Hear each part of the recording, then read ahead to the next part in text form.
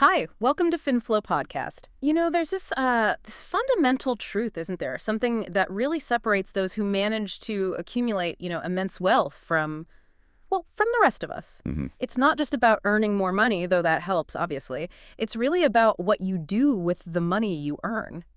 There's like a core principle, a kind of foundational secret that really fuels financial growth. That's exactly right. It really all boils down to a very clear distinction, a sharp line, you could say, between what consistently puts money into your pocket and what reliably takes money out. Right. And truly understanding this difference, internalizing it, that's not just the first step. It's the bedrock transformation in your whole financial mindset.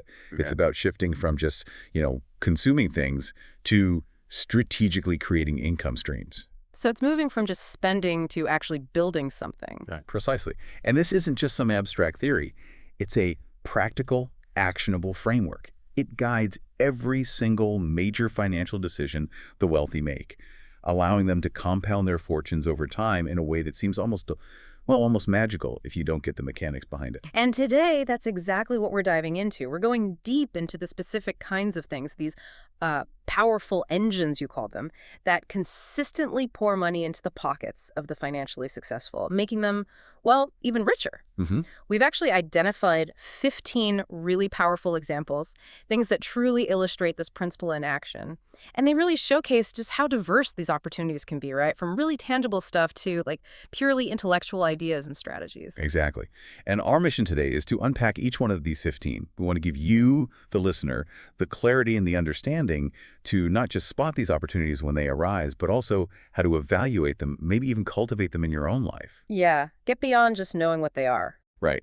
We'll delve into why they are so incredibly effective and how they all contribute to that compounding effect of wealth accumulation. Understanding that underlying mechanism is key. The fundamental principle of wealth, assets versus liabilities. Okay, so let's really unpack this foundational concept first. When we talk about building wealth, what exactly makes something an asset in this, very specific sense? Because people use that word all the time, don't they? Is my car an asset? Is my fancy watch an asset? Yeah, that's where most people get it wrong, and it's a really crucial distinction. An asset, in its simplest, most critical form for wealth accumulation, is anything that consistently, reliably puts money into your pocket. Puts money in, okay? Think of it less like an object you own and more like a financial pipeline, something Yeah. delivering income directly to you. Maybe it's a business you own or a rental property or dividends from stock or royalties from a patent. Okay, so it's actively generating income. Exactly. Conversely, a liability is anything that consistently takes money out of your pocket. It's a drain, a continuous expense that just reduces your net financial position over time. Like my car payment Or your mortgage payment on the house you live in, property taxes, insurance, maintenance costs, things like that. So the core rule is simple. The more income-generating assets you acquire, the wealthier you become. Because those assets generate passive income, right? And that income then frees up your time and your capital to acquire even more assets. It creates a kind of positive feedback loop. Precisely. It's a compounding engine. And this isn't just some fancy theory. It's the bedrock rule of accumulating wealth that really transcends market conditions or specific strategies. It's that fundamental shift in thinking from spending to strategically investing in things that pay you back. So it's really not just about accumulating stuff, but about owning things that actively work for you financially. That feels like a really significant mindset shift. It is. Absolutely fundamental. So what does this mean then for someone maybe just starting out? Or even someone who thinks they're doing okay financially but might be, missing this core distinction. Can we use a really common example to sort of drive this home, highlight where people often get it wrong, maybe making a big financial misstep without even realizing it? Absolutely. And the classic example, the one almost everyone grapples with, is your personal home, the place you actually live in. Right. People always say, my house is my biggest asset. Exactly. And it's often the largest purchase anyone will ever make, so it feels like a huge asset.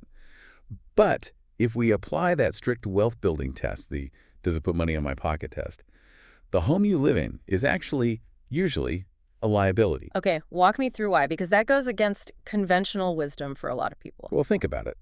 It constantly costs you money, doesn't it? Yeah. Relentlessly. You're paying property taxes every year. Yeah. Homeowners insurance. Ongoing maintenance, roofs leak, furnaces break, things wear out. That's cash out. Utilities, heating, cooling, electricity. more cash out. Hmm. And if you have a mortgage, a huge chunk of that payment, especially in the early years, is just interest, money going straight to the bank, not building your equity significantly. So it's just a constant outflow of cash. Exactly. It's not actively generating new income for you. In fact, it's consuming the income you earn elsewhere. Now, don't get me wrong. Owning a home can have other benefits: stability, tax advantages in some places, potential appreciation over the very long term. But from a pure cash flow perspective, the house you live in takes money out. Okay. This crucial distinction often gets overlooked, or people rationalize it away, and that can lead to poor financial management if it's not clearly understood. For many wealthy individuals, their primary residence is considered a lifestyle choice, maybe even a consumption item like a nice car. It's not their core investment. Their actual real estate assets are the properties they own that other people pay rent on. Those properties put money into their pockets every month. That distinction is huge. Lifestyle choice versus income generating machine. It's absolutely vital. Making that mental shift is the first step towards genuinely building wealth through assets. 2, monetary and investment assets. Okay, so with that foundational shift clear, it's about what puts money in your pocket. Let's start digging into the specific engines, these 15 assets. And maybe we start with the most basic form of capital, something often maybe misunderstood: cash, just cash itself. Why would cash be considered an asset for the wealthy, especially when, like you said, traditional bank interest rates are so low they often don't even keep up with inflation? My savings account isn't exactly making me rich. Right, and that's a great point. On the surface, large amounts of cash sitting in a standard bank account look like they're losing value to inflation. But what's fascinating here is that while those deposits might offer, meager interest, often under 1%, wealthy individuals prioritize holding significant cash reserves for 2 really strategic reasons that go far beyond just earning that tiny bit of interest. Okay, what are they? Well, firstly, it grants them unparalleled liquidity and agility. Speed. Having readily available cash means they have immediate access to funds to seize any lucrative opportunity that suddenly presents itself, often at a significant discount. Okay, so it's about being ready to jump on a deal. Exactly. Imagine a fantastic piece of real estate comes onto the market cheap because the seller needs cash now, or a struggling business needs an emergency cash injection in exchange for equity at a great price. Or maybe a unique investment opportunity pops up with a very short window. If you don't have the cash on hand, you simply miss out. That's a situation the wealthy meticulously avoid. Cash on hand is about being nimble, being ready to act, turning potential opportunities into realized gains that you just couldn't access through slower traditional financing. Gives them tremendous leverage and bargaining power. That agility makes a lot of sense for seizing opportunities. But, like I said, for the average listener, wouldn't holding a lot of cash also mean battling inflation and maybe missing out on potential gains if the stock market is going up? How do they balance that need for liquidity with the opportunity cost of having money just sitting there? That's a very astute question, and it really highlights a common misconception. For the wealthy, that cash isn't necessarily just sitting idle in a 0.5% savings account. That brings us to the second key reason.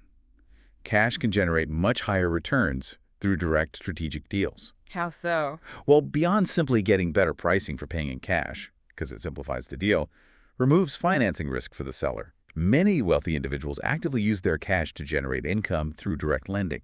This is sometimes called peer-to-peer lending, though it can be more sophisticated than the online platforms. Lending money directly to others. Yes.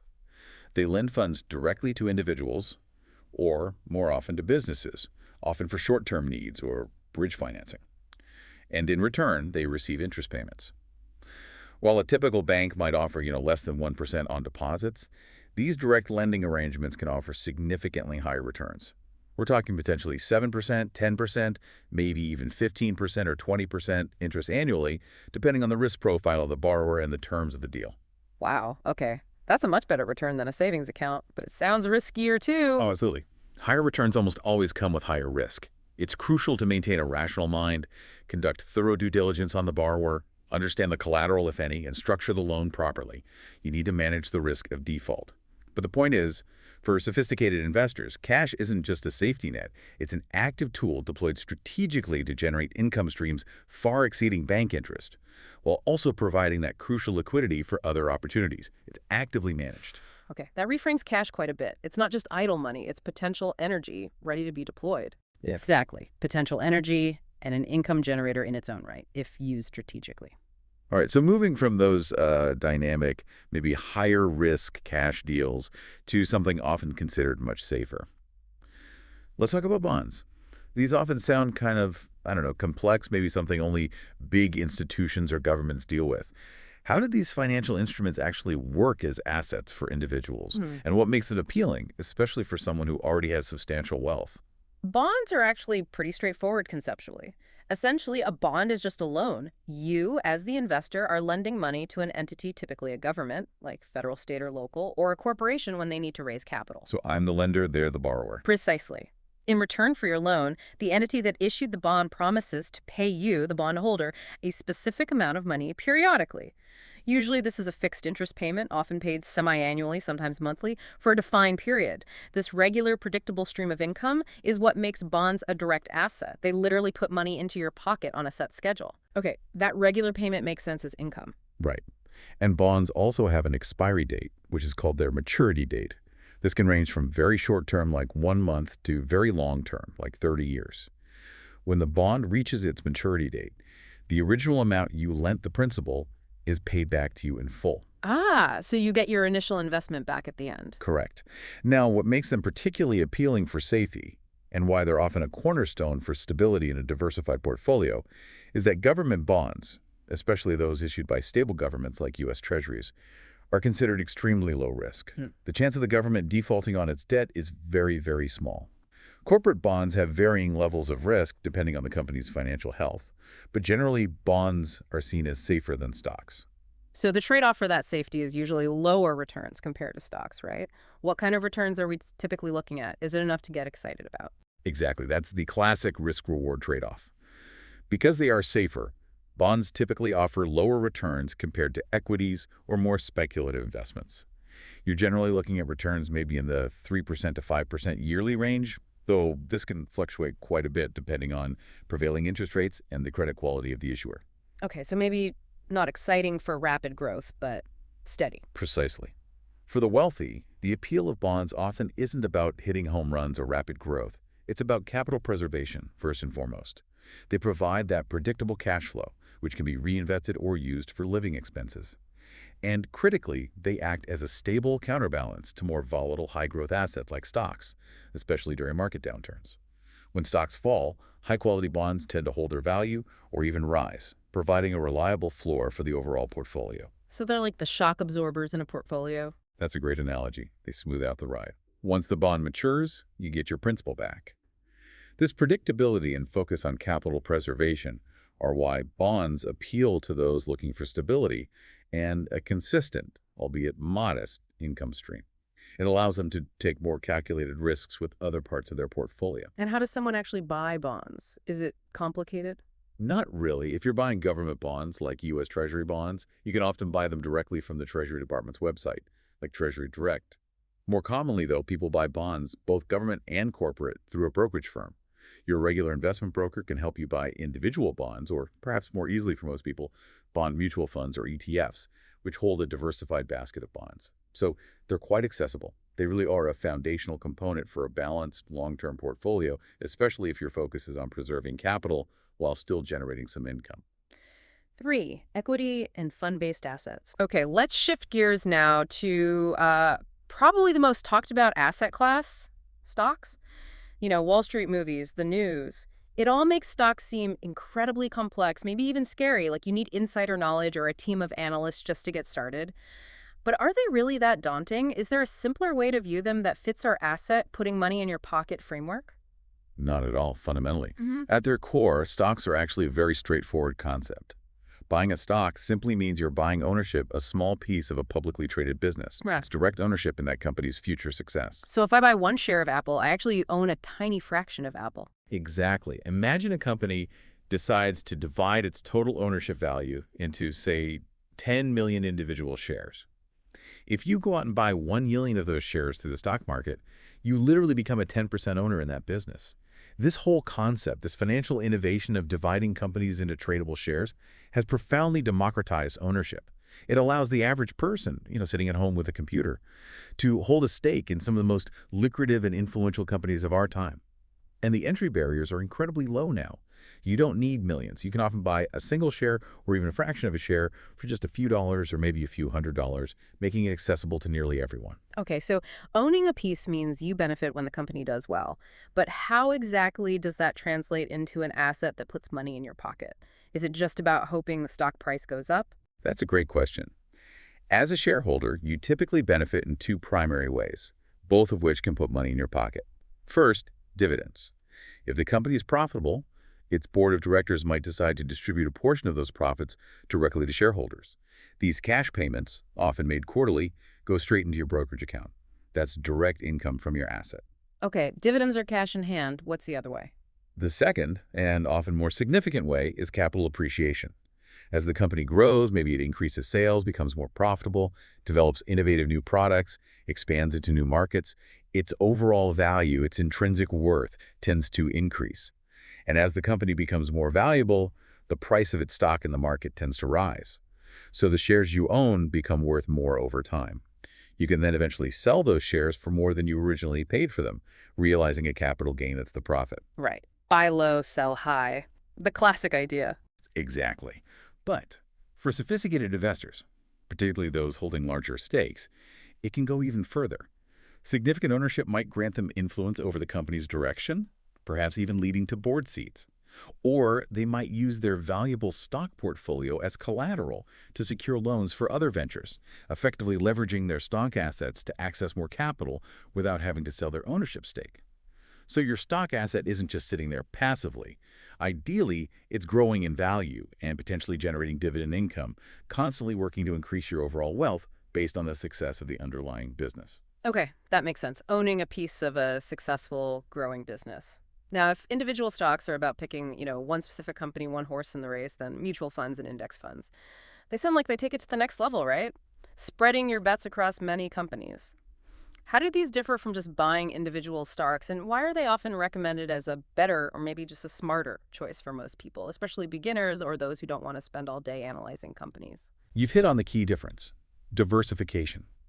If picking individual stocks is like being a highly specialized fruit farmer trying to grow the perfect single type of award-winning apple, then investing in mutual funds and index funds is like buying an entire pre-packaged basket containing a wide variety of different fruits from many different trees. Okay, I like that analogy.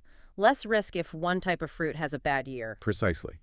Mutual funds and index funds pool money from many investors to buy a broad portfolio of stocks, or sometimes bonds or other assets. So instead of owning just one or two companies, you instantly own small pieces of dozens, hundreds, or even thousands of different companies, all within a single investment. This inherent diversification significantly reduces your risk. If one company in the fund performs poorly, its impact on your overall investment is cushioned by the performance of all the others. You're not putting all your financial eggs in one company's basket. So it smooths out the bumps. Exactly. And statistically, index funds, in particular, have proven to be among the best performing and most cost-effective asset classes over the long term. They aim to simply replicate the performance of a broad market index, like the S&P 500 in the US, rather than trying to actively pick winners. This passive approach typically leads to lower fees and, historically, better average returns than most actively managed mutual funds. They offer consistent market exposure without the need for constant active management, making them an incredibly efficient asset for long-term wealth building. That broad market participation, the diversification, it sounds like a huge advantage, especially for people like me or, frankly, the expertise to constantly research individual companies. So you're basically saying I don't need to be some kind of miracle trader with a crystal ball to succeed in the stock market. That's a huge relief. That's exactly right. For the vast majority of individuals, attempting to consistently pick individual stocks and outperform the overall market is incredibly difficult and often leads to poorer outcomes over time. You simply don't have access to the same real-time information, the sophisticated analytical tools, or the sheer trading volume as the major institutional players, the big banks, hedge funds, and investment firms. They have armies of analysts working full-time. Yeah, feels like playing against a stacked deck sometimes. It can be.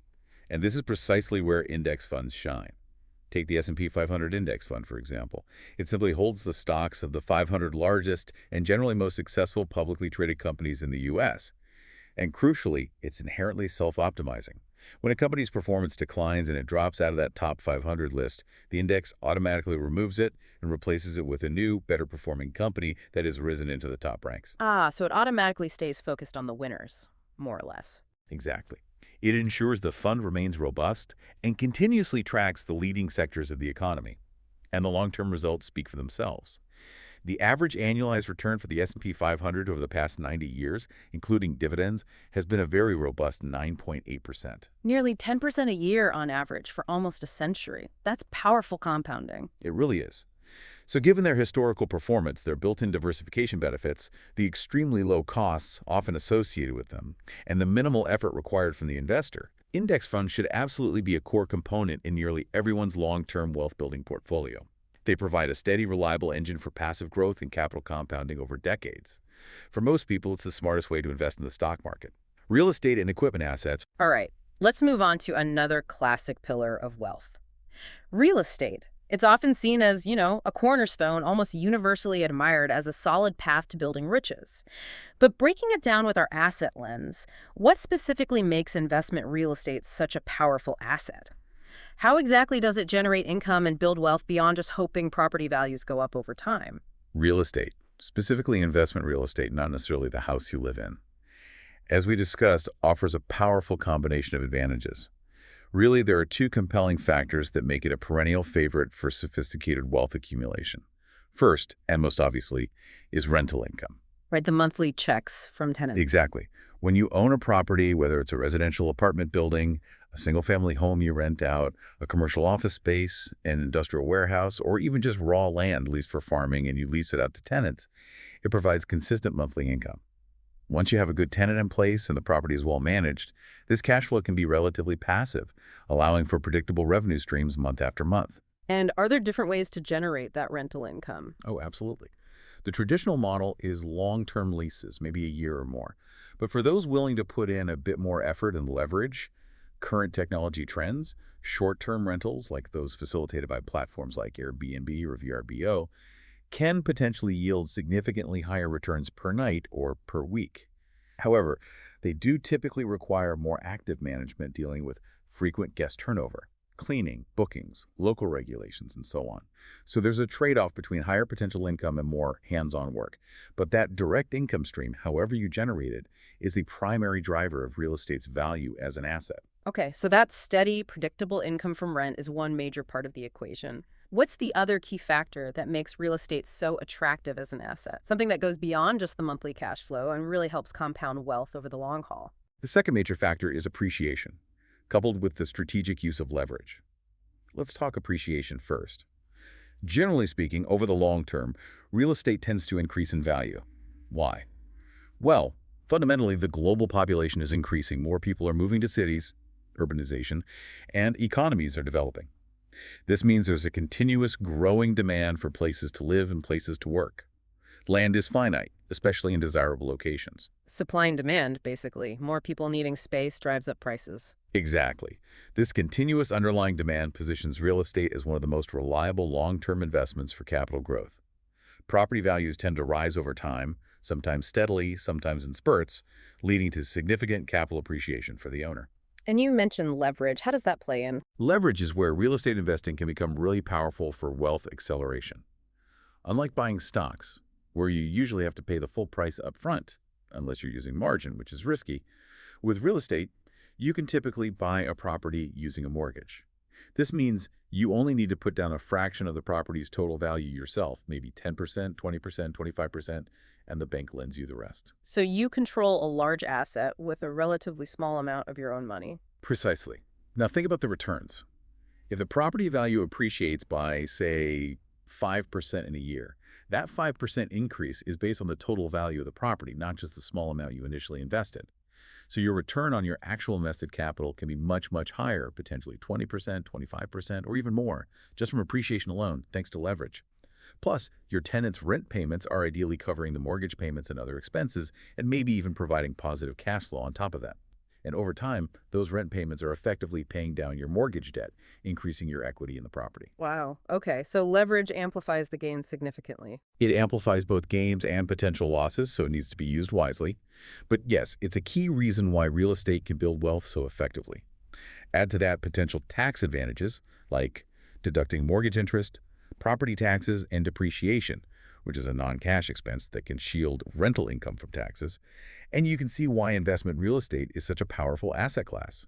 You've got cash flow, appreciation, equity buildup through debt paydown, and tax benefits, all working together. Okay, that paints a very clear picture. Now, this next one, asset number 6, really highlights the practical, maybe sometimes overlooked side of assets, equipment. It seems like this category is highly dependent on what you do for a living, right? Like a specialized tool, maybe a gold mine for one person and just an expensive paperweight for someone else. How do we properly define equipment as an income-generating asset? Indeed. The classification of equipment as an asset is entirely dependent on its utility, its function in directly generating income, or significantly enabling you to produce income much faster or more efficiently. It's all about its role in the money-making process. So it has to be used to make money. Exactly. Anything that directly generates revenue for you or drastically improves your capacity to produce income is undeniably an asset in that context. For a farmer, a powerful, reliable tractor isn't just a machine. It's a critical asset for cultivating land, planting crops, harvesting efficiently, and ultimately generating farm revenue. Without it, their income potential plummets. Makes sense. For a professional video editor or a programmer, a high-performance computer workstation isn't just a gadget.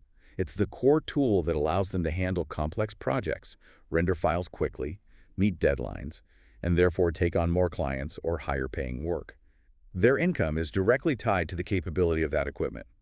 For a delivery driver or an Uber driver, their vehicle is the primary asset enabling them to earn money. For a construction company, their excavators, cranes, and trucks are essential assets for completing projects and billing clients. The key is that direct, undeniable correlation between the equipment and your ability to generate income. Okay, that direct link to income generation is the critical test. So, thinking about that, what does this mean for the everyday purchases most of us make? Things like buying a new car or upgrading to the latest smartphone or laptop. How do we apply this asset versus liability lens to those really common spending decisions, especially when we might be tempted by the newest, shiniest thing on the market? This is such a crucial distinction, and honestly, it's where many people struggle. They often blur the lines between what they want for personal use or status and what truly generates financial value. Let's take the car example. Unless your income is directly and primarily dependent on that specific car, like you're an executive chauffeur, or you run a business renting out luxury vehicles, or you're a full-time rideshare driver where reliability and image matter, buying a brand new expensive car is typically a significant liability. Why? Because it loses value so fast. Exactly. It depreciates incredibly rapidly, often losing 10–20% of its value the moment you drive it off the dealer's lot. That's instant loss of capital. Plus, it incurred continuous ongoing costs. Insurance premiums, often higher for newer, more expensive cars, fuel, registration fees, maintenance, repairs, all of which take money out of your pocket without generating any new income in return. So it's a money pit, basically, unless it's making you money. Pretty much. From a purely financial asset perspective. Now, people rationalize these purchases all the time, right? I need a reliable car for work, or it makes me look successful. And those might be valid personal reasons. But they often confuse those personal justifications with the item being a financial asset. In reality, it's often financial mismanagement driven by a desire for status, or maybe just a lack of self-control, or a fundamental misunderstanding of these financial principles. You don't need the absolute latest, most expensive laptop with a top-tier graphics card just to check email, browse the web, and watch YouTube videos. A basic functional one would suffice for those tasks. The true value in classification as an asset lies in its essential utility for income production, not just for personal consumption or keeping up with the Joneses. So the key question to ask before buying equipment is, Always ask yourself honestly, does this specific purchase directly and consistently put money in my pocket, or does it primarily take money out? Is it essential for my income generation, or is it mainly for personal convenience or enjoyment? Being brutally honest with yourself about that distinction can save you a fortune over your lifetime and redirect that money towards acquiring true income-generating assets instead of liabilities disguised as necessities. V. Intellectual property assets. Okay, let's shift now into an area that's maybe less tangible, less physical, but incredibly powerful in modern wealth creation: intellectual property, or IP. Let's start with patents. Most people have heard the word, but how exactly does an invention, maybe just an idea initially, protected by a legal document, become such a significant and valuable asset? How does it make inventors sometimes incredibly wealthy? Patents are incredibly powerful tools because they essentially grant you, the inventor, a temporary, legally enforced monopoly on your invention. When you invent something new, useful, and non-obvious, those are the key legal tests. Filing for and obtaining a patent protects that invention. It officially certifies you as the inventor and publicly details how your invention works. So it's like staking a legal claim to an idea. Exactly. And with that legal protection, which typically lasts for 20 years from the filing date in most countries, other companies are legally prohibited from making, using, selling, or importing your patented invention without your explicit permission. Okay, so others can't just copy it freely. Correct. If another company wants to use your invention, perhaps incorporate it into their own products, they must negotiate a license with you and pay you a fee, which is known as a royalty. Or they might try to buy the patent outright from you. If they try to use it without permission, you have the legal right to sue them for patent infringement, which can result in substantial financial damages ordered to you, plus injunctions to stop them from using it. This exclusive right, the right to control the commercialization of your creation or to charge others for the privilege of using it, is precisely what makes a patent such an immense potential asset. It can generate passive income for decades through licensing fees. And that income potential can be huge, right? A single patent could be transformative. Absolutely. The potential financial impact can be staggering, really showcasing the exponential power of this type of asset. Think about some famous examples. The simple but iconic Slinky toy, protected by its patent, reportedly generated over $3 billion in sales over its lifetime, all flowing from that initial protected invention. $3 billion from a spring toy. Wow. Right. Or consider the Cush ball, that squishy toy invented by Scott Singer. It was acquired by Hasbro for a reported $100 million back in 1997, largely based on its patent protection and market success. Even something seemingly novelty, like the big mouth Billy Bass, that singing fish plaque you probably saw everywhere for a while, was estimated to be worth over $100 million at its peak, again due to its protected design and the exclusive manufacturing rights it granted. It wasn't just the fish itself, but the right to make the fish. Exactly. And beyond consumer products, think about patents in crucial fields like pharmaceuticals, biotechnology, software algorithms, or advanced manufacturing processes. These patents can be worth hundreds of millions, even billions of dollars, forming the very foundation of entire industries and companies. Many of the successful products pitched on shows like Shark Tank, for instance, rely heavily on the strength of their underlying patents to build a defensible business moat and attract investment. It demonstrates how leveraging legal protection for unique innovation can be monetized on a massive scale, turning an idea into a powerful, income-generating asset. Okay, patents protect the invention itself. Now what about trademarks? If patents protect what something does, do trademarks protect its identity? How do they work as assets, especially in today's world where brand recognition is so critical? You've got it exactly right. Trademarks safeguard your unique identifiers in the marketplace. The symbols, words, phrases, logos, designs, even specific colors or sounds that distinguish your goods or services from those of your competitors.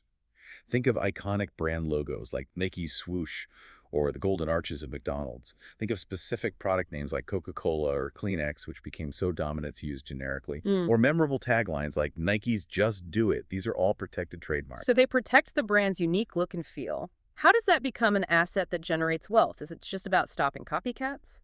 Stopping copycats is part of it, preventing confusion in the marketplace and protecting your reputation.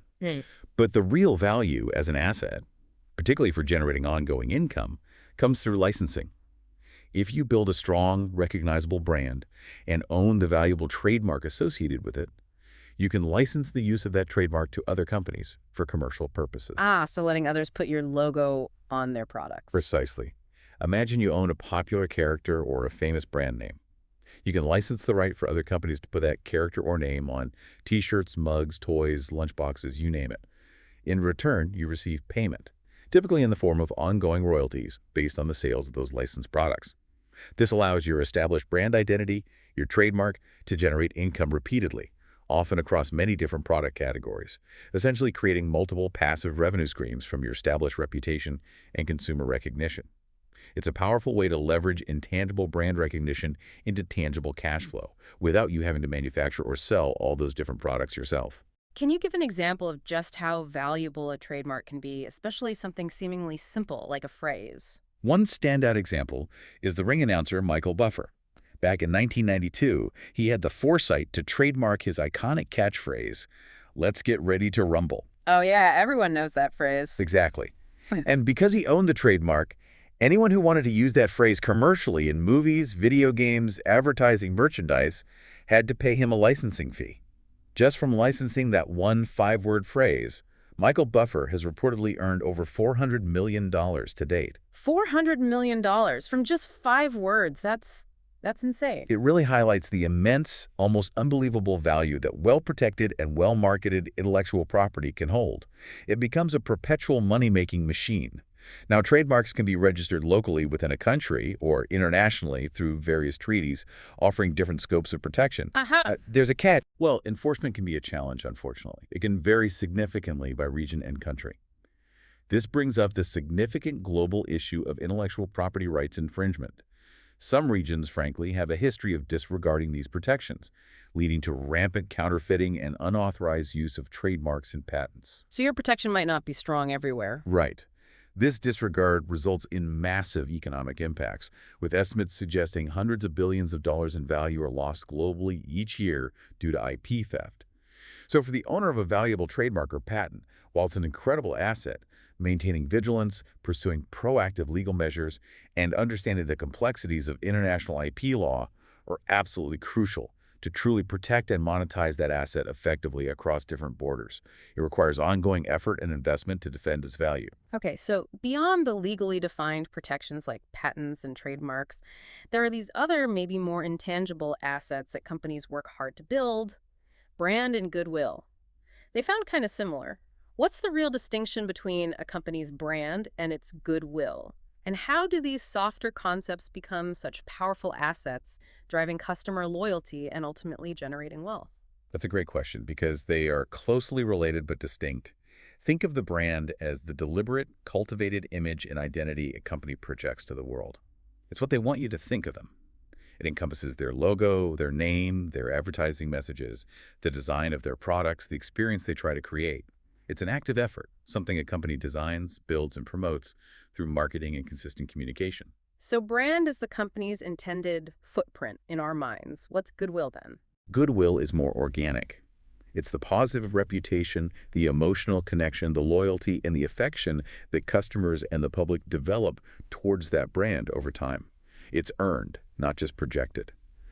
While a brand is something a company actively cultivates, goodwill emerges naturally from positive experiences, how a company treats its customers, the consistent quality and reliability of its products or services, its ethical behavior, its positive impact on the community, and sometimes just the sheer gratitude people feel for its existence or what it enables them to do. Ah, so goodwill is the earned affection and trust, built on actions, not just advertising. Exactly. And goodwill is much harder to build intentionally or scale quickly. You can't just run an ad campaign and buy genuine goodwill. It takes time, consistency, and authentic positive actions, yet it's incredibly powerful. When a company has strong goodwill, customers will literally go to great lengths to support it. They'll forgive occasional mistakes, they'll recommend it enthusiastically to others, they'll choose it even if competitors are slightly cheaper, and in extreme cases, they might even rally to help save a beloved company from bankruptcy because they feel such a deep connection and loyalty that transcends a purely transactional relationship. That makes sense. One is projected image, the other is earned reputation and emotional connection. Can you give us an example that really brings this to life? Something that shows the tangible financial impact of both a powerful brand and the goodwill it might foster. Absolutely. Consider the enormous valuation of companies like Apple or maybe Disney. A huge portion of their market capitalization isn't just tied to their physical assets like factories or theme parks, or even just their current year's profits. It's derived from the immense power of their brand identity and the deep reservoir of goodwill they've cultivated over decades. Right. People feel strongly about those brands. Exactly. Customers don't just buy an iPhone purely based on its technical specifications compared to an Android phone. They buy it because the Apple brands promise innovation, design, simplicity, user experience, status, and the goodwill built over years of generally positive experiences and perceived quality. Or think about a simple commodity item, like a plain black t-shirt. You could probably buy that wholesale for under $2. But put an official Disney logo on it, Mickey Mouse, maybe Star Wars, and suddenly that same shirt sells for $10.99, $15.99, maybe even more, Purely because of the logo. purely because of the intangible value that the Disney brand and the decades of positive associations and goodwill attached to it brings to that simple piece of cloth. That price premium is a direct financial return on the brand and goodwill asset. It illustrates just how significant an asset a strong brand and the deep earned goodwill it fosters truly is. It commands premium pricing, drives unwavering customer loyalty, attracts talent, and generates massive, resilient revenue streams that competitors find incredibly difficult, if not impossible, to replicate quickly. It's a hugely valuable, albeit intangible, asset. Human, commodity, and content assets. We often think of companies as these solid things, buildings, products, balance sheets. But our next asset, number 10, is a powerful reminder that at their absolute core, companies are really just people. How are people considered an asset? And what makes certain individuals, exceptionally valuable assets within an organization, driving wealth creation, not just for the company, but potentially for themselves too? This is such a profound insight, and honestly, one that very few people truly grasp, especially early in their careers when they might just see themselves as a cog in a machine. Companies fundamentally aren't physical objects. They're more like a collective imagination, a set of ideas and agreements, validated by the state, built entirely on names, concepts, strategies, and innovation. A collective imagination. Yeah. I like that. Right. And who brings all of that to life? Yeah. Who executes the strategies, develops the innovations, builds the relationships, makes the critical decisions? It's the people within that company. Their skills, their creativity, their leadership, their experience, their relationships, their sheer drive and commitment that is the actual engine of the company. So the company structure is just the framework. The Right. people are the power source. Exactly. And the impact of key individuals can be immense. A single person's vision, talent, or leadership can literally transform an entire organization, for better or for worse. Think about the near-death experience of Apple when Steve Jobs was forced out, and then its meteoric resurgence upon his return. His vision and leadership were clearly an invaluable asset. Yeah, that's a undeniable example. Or consider the practice in Silicon Valley and other tech hubs known as acqui-hire. This is when a larger company acquires a smaller startup, sometimes not primarily for its specific product or existing revenue, but mainly just to get its talented team, especially the founders or key engineers, to come work for the acquiring company. They are buying the human capital, recognizing that those people are the most valuable asset the startup possessed. Wow, buying a whole company just to get the staff, that really shows their value. So the right people truly can make you rich or make a company incredibly successful. How does an individual then cultivate themselves to become such an invaluable asset within their field or organization? That's the crucial question for personal career strategy, isn't it? While ideally, for the health of an organization, no single person should be completely irreplaceable, the reality is that the harder someone is to replace, due to their unique skills, their deep institutional knowledge, their exceptional leadership capabilities, their proven ability to drive innovation, or their critical client relationships, the more valuable an asset they become to that organization. So it's about making yourself indispensable or close to it. In a sense, yes. It's about becoming a linchpin. For an individual looking to increase their own value as an asset, it means continuously learning and mastering skills that are in high demand and short supply. It means building strong professional networks and a reputation for excellence. It means developing unique problem-solving abilities and consistently demonstrating how you directly contribute to the organization's bottom line, whether that's increasing revenue, improving efficiency, developing new products, or strengthening key partnerships. If you can strategically position yourself to be one of the most valuable, most difficult to replace assets within your organization or industry, your career trajectory, your negotiating power, and your earning potential can change dramatically. It's about actively cultivating skills and a mindset that makes you essential, driving value not just for your employer, but ultimately capturing more of that value for yourself in the form of higher compensation, better opportunities, and greater career control. Okay, that's a powerful perspective on personal development as asset building. Now, let's pivot from the invaluable human element to something much more tangible, raw materials and commodities. How do basic things like oil, gold, wheat, or even less obvious things like fine art or vintage cars fit into this picture of assets for the wealthy? It feels like a very different kind of strategy compared to building a business or patenting an invention. It is indeed a different approach, often more focused on tracking market cycles, global economic trends, and supply-demand dynamics, rather than building something new. but it can be an equally powerful strategy for wealth generation and preservation.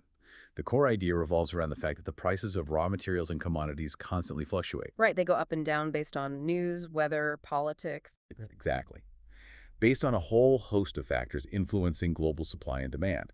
This includes everything from agricultural products like corn, soybeans, and coffee, to energy resources like crude oil and natural gas, precious metals like gold, silver, and platinum, and industrial metals like copper and aluminum. The fundamental strategy here, in its simplest form, is straightforward. Acquire these commodities when their prices are relatively low or depressed due to market conditions.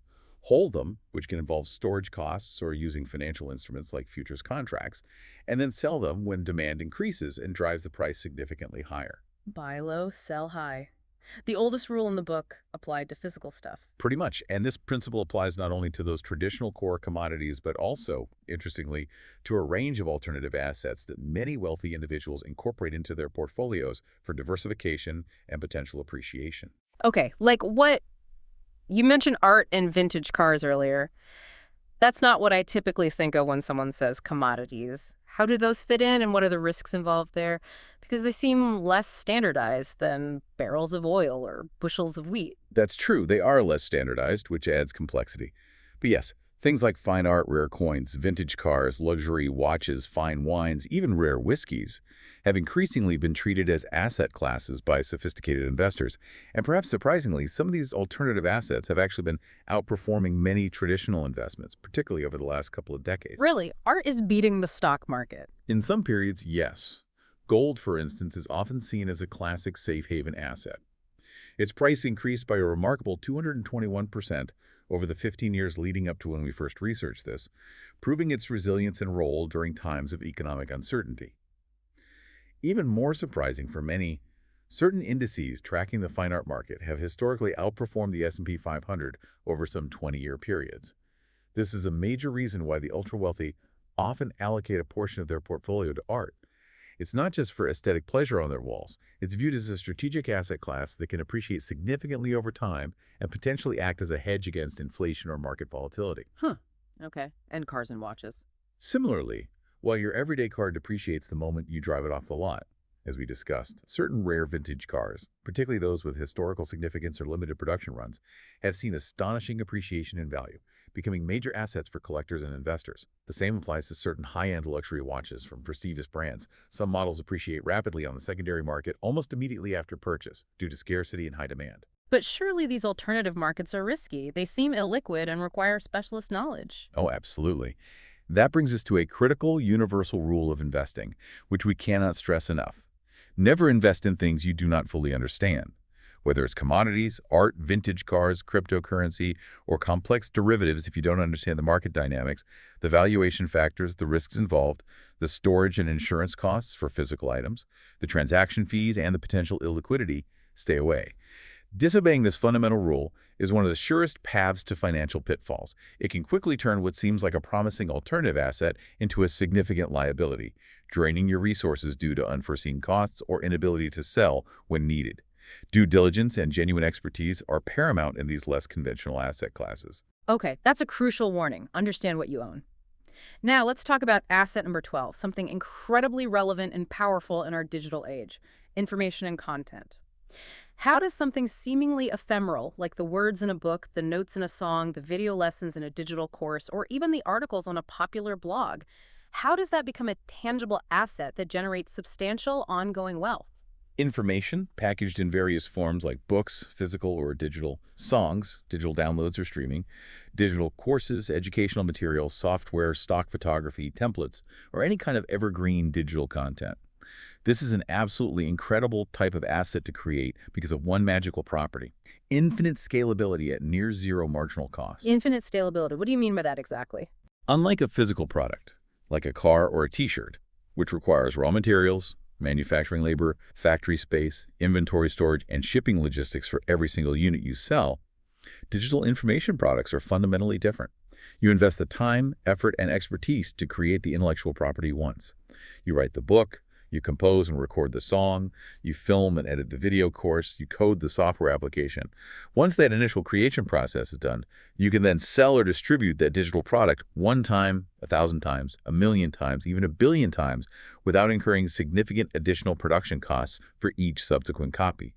The cost to deliver the millionth digital copy is virtually the same as the cost to deliver the second copy, essentially zero. Wow. Create once, sell infinitely. That sounds amazing. It is. This incredible scalability has several powerful effects.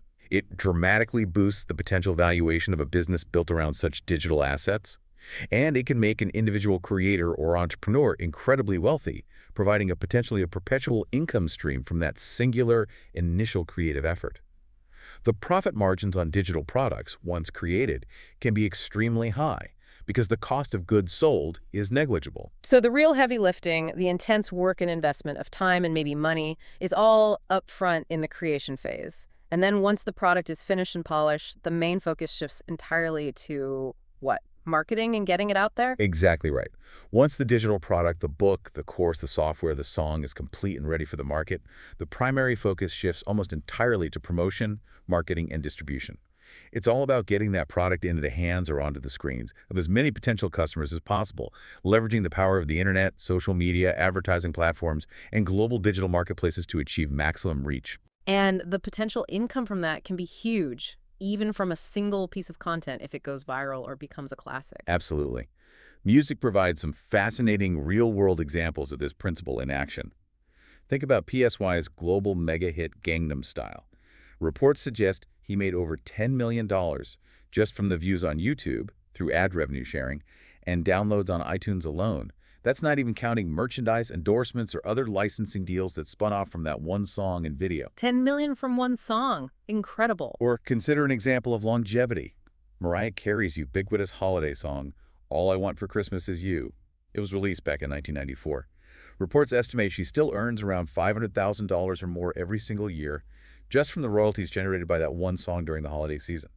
To date, that single song has reportedly accumulated over $60 million in earnings for her. $500,000 a year, decades later. That truly demonstrates the power of creating a valuable piece of content once and having it generate perpetual income. Precisely.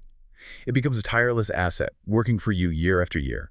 And this same principle applies across the board to successful authors earning book royalties, course creators selling digital programs, software developers selling apps or subscriptions, photographers licensing their images online, musicians earning streaming royalties. Any form of valuable digital information or content that can be created once and then replicated and distributed at virtually zero marginal cost offers this incredible potential for scalable, high-margin, long-term wealth generation. It's one of the most powerful asset types available in the modern economy. 7. Rights, innovation, and strategic advantages as assets. Okay, building directly on that idea of creating something once and earning from it repeatedly. Let's delve even deeper into royalties, our 13th asset type. We touched on royalties when we talked about patents, trademarks, and content. But can we think about royalties themselves as a distinct asset class? What makes the right to receive these payments such a powerful and potentially long-lasting asset? It almost sounds like a perpetual passive income machine, something the wealthy must really focus on cultivating. Absolutely. You can definitely think of royalty streams themselves as valuable assets. They represent an entire world of potential earnings derived from owning or controlling intellectual property.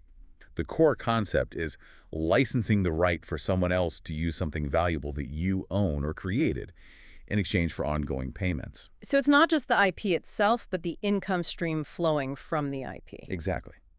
The right to receive that income stream is the asset. Imagine, as we discussed, you write a best-selling novel. A major movie studio wants to adapt it into a TV series or a film franchise. They don't just buy the book, they buy the rights to adapt it. In return, you typically don't just get a one-time upfront payment.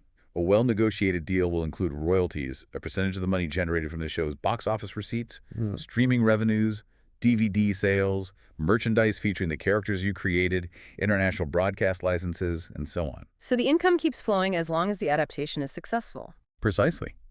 And the potential wealth generated doesn't stop even after the initial theatrical run or the first season airs. Consider a massively successful TV show like Friends. It ended its original run many years ago, right? Yeah, ages ago. Still see reruns everywhere, though. Exactly. And because of syndication deals the licensing of the show to multiple TV broadcasters worldwide for reruns, and now to various streaming platforms, the main cast members reportedly still continue to earn between $1 million and maybe even $20 million per year each, just from their share of those ongoing syndication royalties. 20 million a year for a show that ended decades ago. That's absolutely incredible passive income. It's phenomenal, isn't it? It truly illustrates the compounding power and longevity of well-structured royalty streams derived from highly successful intellectual property. Yeah. And this model famously transformed George Lucas into a billionaire. Right. You mentioned Star Wars earlier. How did royalties play into that specifically? Well, the story goes that when George Lucas was pitching the original Star Wars film to studios back in the 1970s, science fiction wasn't considered a guaranteed blockbuster genre.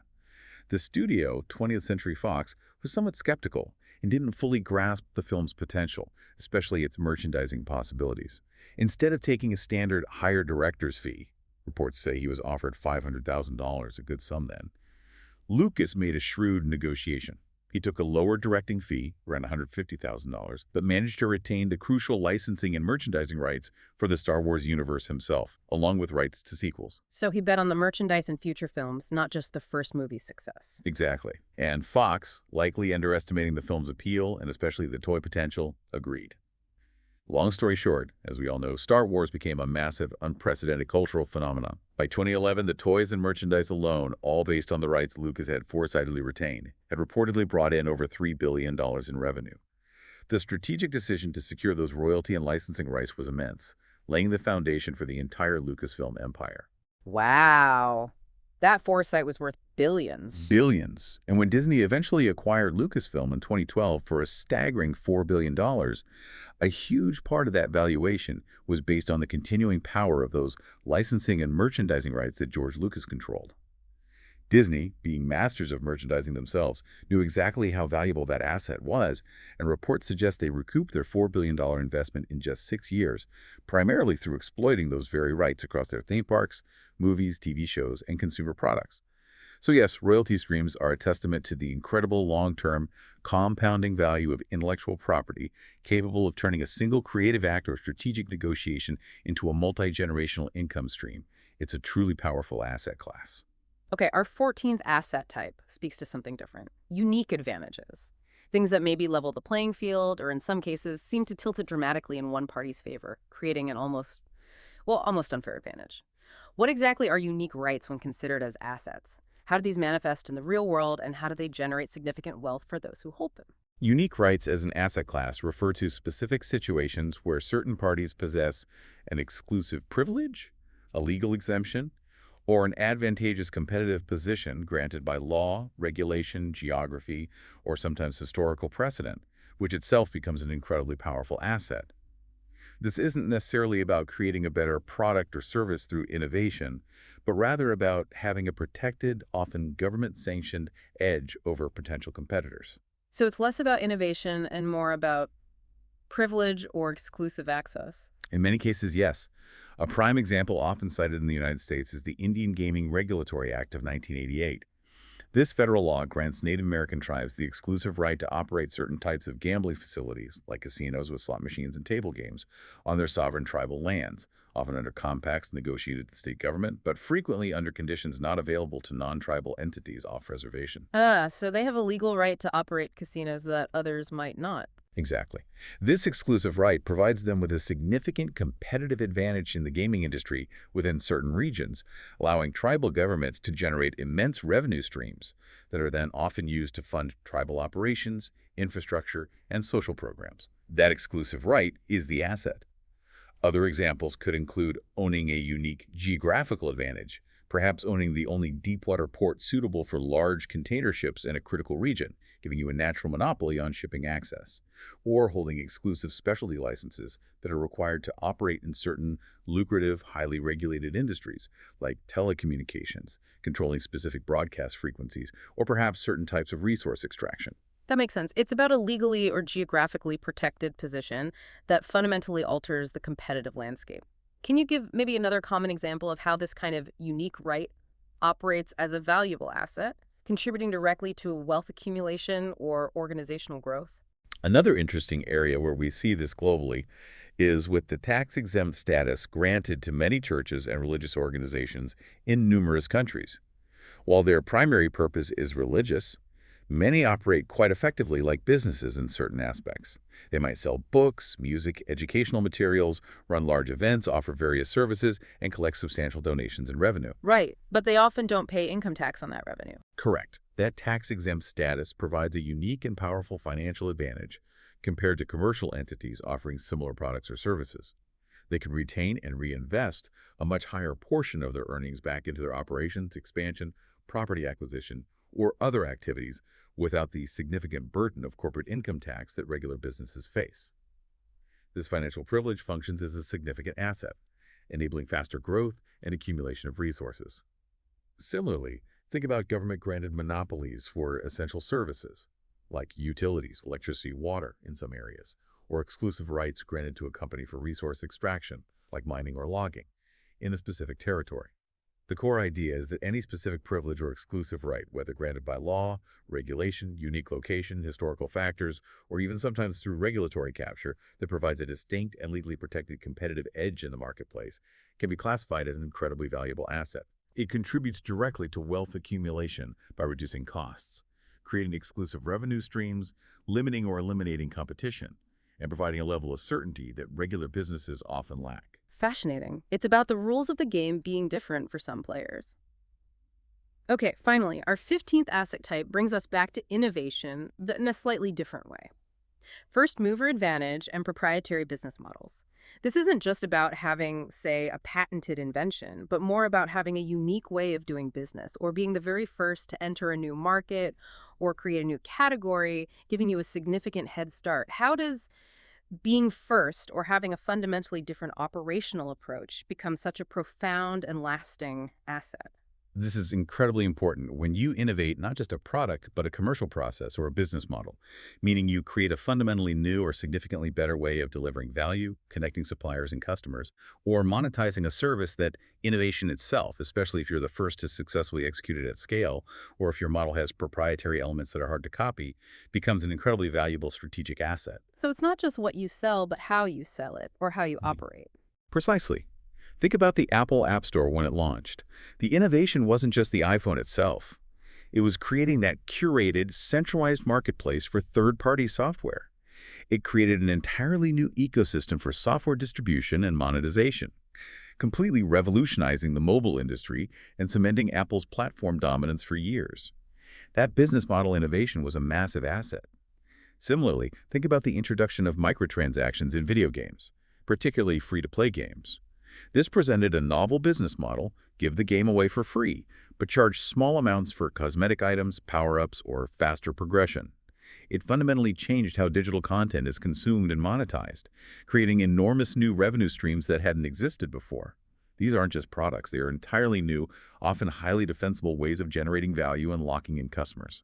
Okay, so pioneering a new market structure or a new revenue model gives you that significant lead, letting you establish dominance before competitors can even figure out what's happening or how to react effectively. That sounds like a powerful competitive moat. It's a huge competitive moat. Consider Netflix's journey. Their initial innovation was the DVD by mail subscription model, which disrupted Blockbuster. But their truly transformative move was pivoting early and aggressively into streaming video subscription.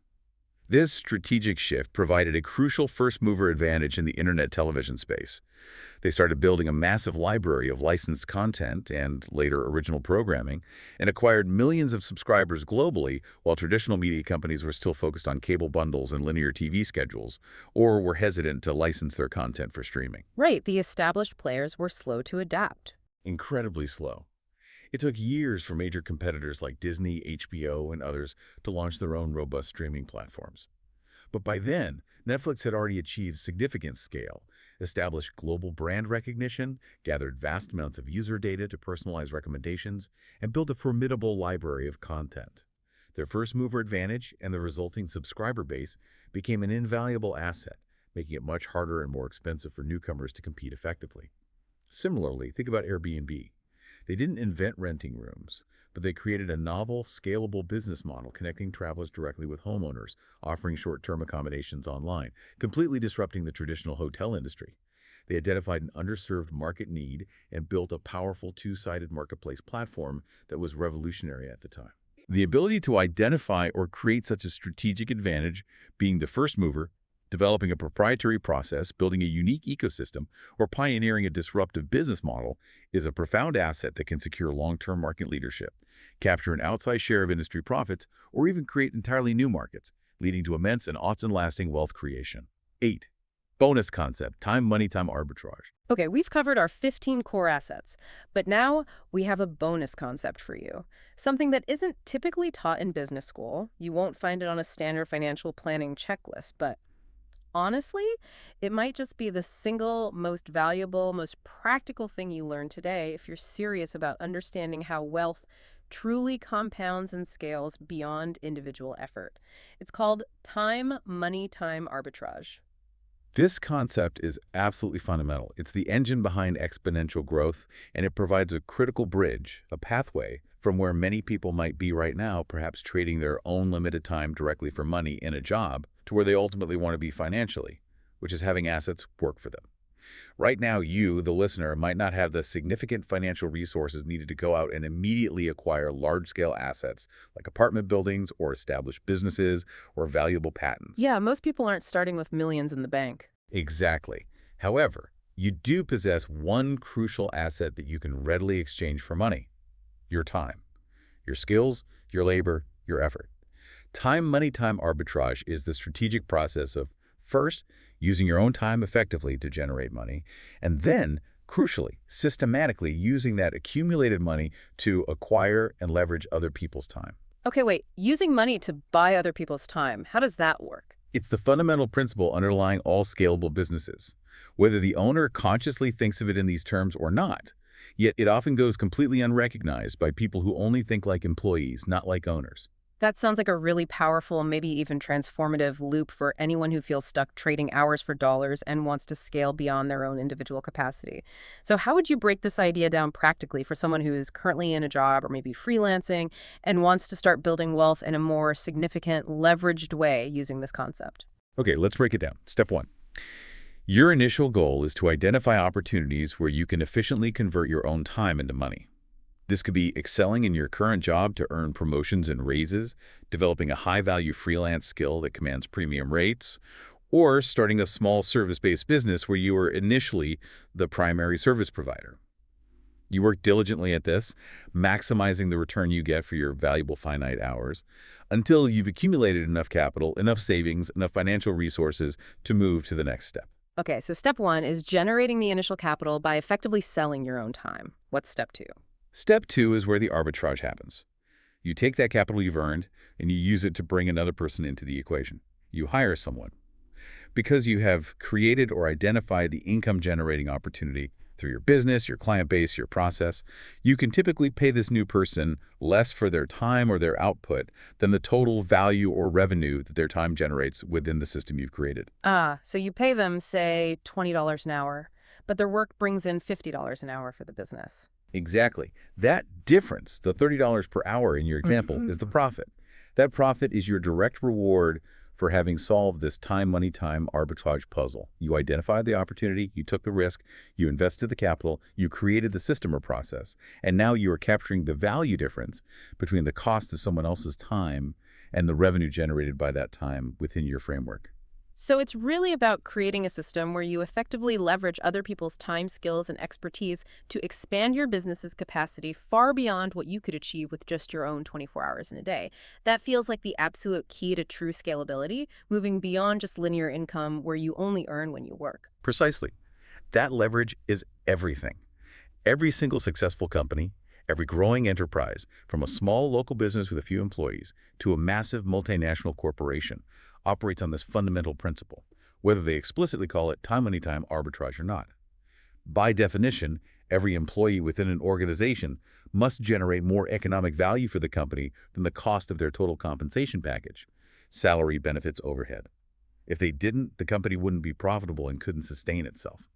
The company, the owner, retains that difference, that surplus value, as profit, And that profit is the direct reward, the incentive for the business owner or entrepreneur for creating the opportunity, organizing the resources, taking the financial risk, managing the operations, and effectively executing this continuous money-time arbitrage. That's a very clear way of looking at how businesses actually function and create profit. It is. So if you're new to business or you're feeling stuck in the time for money trap and want to shift your financial trajectory, the path involves these steps. First, work diligently and intelligently, trading your own time for money to build that initial seed capital. Then, relentlessly focus on figuring out how to apply this arbitrage principle. How can you use that capital to hire help, build systems, automate processes, and create a scalable real business where other people's time can generate profit for you, freeing up your time to focus on higher level strategy, growth, and acquiring more assets? This methodology is instinctively understood by every successful business owner and entrepreneur, yet it's often completely overlooked by those who remain solely focused on thinking like an employee, only considering how to sell their own finite time for a wage. Now that you, the listener, understand this concept, it hopefully opens up a whole new world of possibilities for building assets and achieving financial independence. Wow. This has been an incredibly insightful deep dive. We've gone through 15 specific types of assets, plus that powerful bonus concept, all illustrating how real, lasting wealth is truly built. It really hammers home that it's not just about what you earn, is it? It's so much Wow. more about how you strategically leverage what you have, whether that's your time, your capital, your ideas, your ingenuity, and adopting that specific mindset, the asset building mindset, to make your money start working for you, ultimately creating more freedom. Indeed. Understanding these fundamental distinctions between assets and liabilities, and more importantly, actively applying the principles we've discussed today, identifying income-generating opportunities, diversifying, leveraging wisely, and especially mastering that concept of time-money-time arbitrage, can fundamentally shift your entire financial trajectory. It moves you from merely earning a living by trading time towards actively building enduring compounding wealth through ownership. It's really about transforming your perspective on what truly contributes to long-term financial growth and freedom. So now that you have this clear framework, this understanding of how the financially successful truly build their fortunes, asset by asset, the question we leave you with today is this. What assets will you focus on securing, cultivating, and building in your future? Which of these 15, or maybe the arbitrage concept, resonated most with you as a potential path forward?